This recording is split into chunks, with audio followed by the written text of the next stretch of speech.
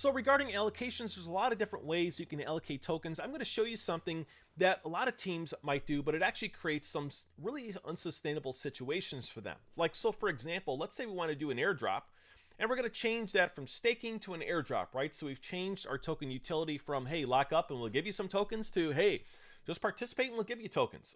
Now that you might sell those, right? Let's talk about why that might create an unsafe scenario. So let's say airdrop, okay, airdrop here, and we have 10% of the supply still, and let's have no lockup, okay, like a lot of teams might even do. All right, and let's have 100% out at TGE, okay, so like a perfect example of a dump fest. Then let's look at why this might start to affect our project and some of the thought processes I personally would look at. So the first thing we're going to look at here is, all right, what's our fully diluted market cap, okay? Now we have 10% of our supply. So on launch, we essentially just gave out $2 million worth of tokens, okay? And you can see right over here, we could see on our valuations here, we have our market cap. The market cap now is $20 million. That's $2 million worth of tokens we just gave out that people could take and sell on us, right?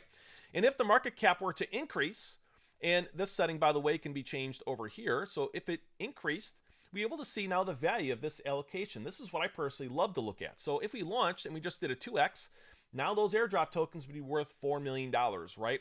And so you could see quickly how giving out this much tokens could actually be a lot of selling pressure. Now, where does that selling pressure go? Well, if we thought about this, if someone got tokens or a whole bunch of people got tokens and they sold, many of them would probably sell on the decentralized exchange. Now, if we looked at how much we actually have here in our liquidity, we only have $600,000, right? So you essentially, if we thought about it, you have $600,000 sitting here.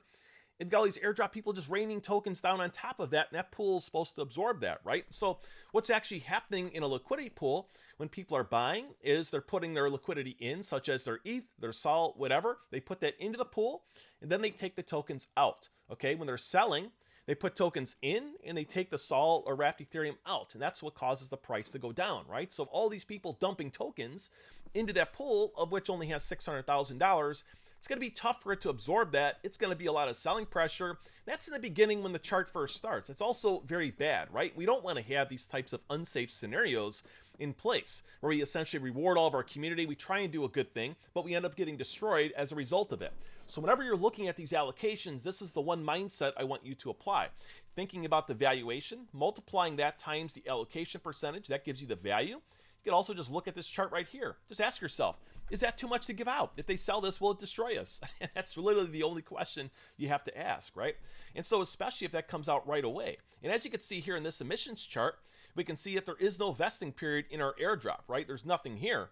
You can also see the airdrop here is 10% of our supply. It's a good chunk of our supply in this price, right? So if we were to go ahead and make this more sustainable, and we did want to do an airdrop, we might vest that across 12 months, right? And we might not put any out at TGE. That way now you can see the airdrop has a vesting schedule applied to it of 12 months. It essentially will give out, given no other changes, the $2 million over the course of a year, right? So it'll divide that out by 12 and release that every single month. That'll be a lot less selling pressure every single month, but it also is continuous selling pressure. And that's something you also want to pay attention to when you're doing these allocations. You might not want to have any airdrop at all. You might come to that conclusion that it's not something that's a fit as an incentive for your project. It doesn't make any sense, and therefore you're not going to do an airdrop. That's also perfectly fine. So the main thing you want to pay attention to is understanding what value you might be giving out. If that value is sold, where does it get sold into, and how that might affect the value of your token. And as time goes on, we're going to keep this airdrop allocation here. I'm going to show you how it become even more unsustainable as time goes on, as we get into the liquidity pool metrics and things like that as well. So thank you for your time. See you in the next video where we'll talk all about that vesting tab.